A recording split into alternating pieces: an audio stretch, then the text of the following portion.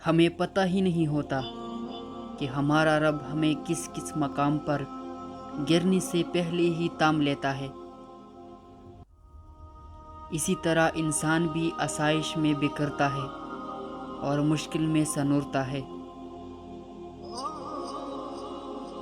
جس طرح چراغ کی روشنی اجالے میں بیکار اور اندھیری میں کارآمد ہوتی ہے۔ کسی کی مجبوریوں پر نہ ہنسے، کیونکہ مجبوریاں کوئی خرید کر نہیں لاتا۔ ڈریے وقت کی مار سے، کیونکہ برا وقت کبھی پوچھ کر نہیں آتا۔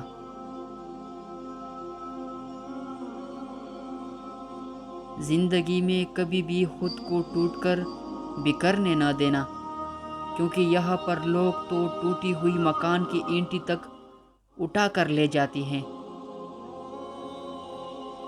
پتھر میں ایک نقص ہے کہ وہ کبھی پگھلتا نہیں، اور پتھر میں ایک خوبی ہے کہ وہ کبھی بدلتا نہیں۔ بہترین وقت وہ ہے جب بدترین لوگ بے نقاب ہو جائے۔ اگر تمہاری ذہن سے کسی شخص کا خیال نہیں نکل رہا تو اس کا مطلب ہے کہ تم اپنی دعاؤں کا سلسلہ جاری رکھو۔ اللہ جب کسی بندے سے ناراض ہوتا ہے تو اسے پاکیزہ لوگوں کی عیب جوئی میں مشغول کر دیتا ہے۔ اتنا جھوٹ مت بولو کہ لوگوں کا تمہاری سچ سے بھی اعتبار اٹھ جائے۔ جس کی جیسی سوچ ویسی کہانی رکھتا ہے۔ کوئی پرندوں کے لیے بندوق اور کوئی پانی رکھتا ہے۔ شکر کو چادر کی طرح پہنو، یہ تمہاری زندگی کی ہر کونے کو چھپائے گا۔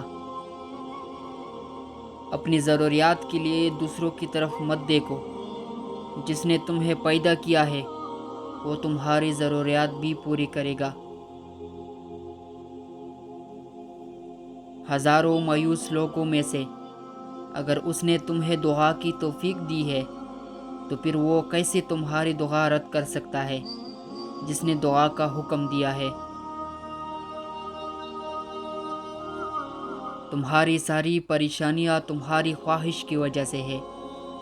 خواہش چھوڑ دو، تمہیں سکون مل جائے گا۔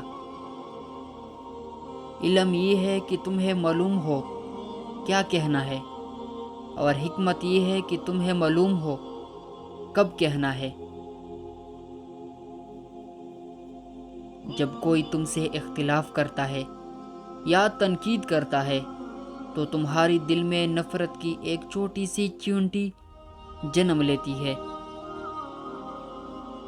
اگر تم اس چیونٹی کو ایک دم نہیں مارتے تو سام بن جاتی ہے وہ۔ انسان اکثر ان لوگوں کو ڈھونڈتا ہے جن سے وہ محبت کرتا ہے، اور ان لوگوں سے بے خبر رہتا ہے جو اس سے محبت کرتے ہیں۔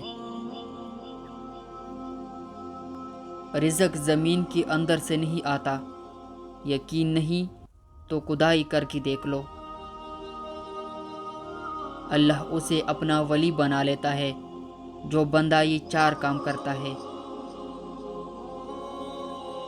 کم کھاتا ہے، کم سوتا ہے، کم بولتا ہے، اور لوگوں سے کم میل جول رکھتا ہے۔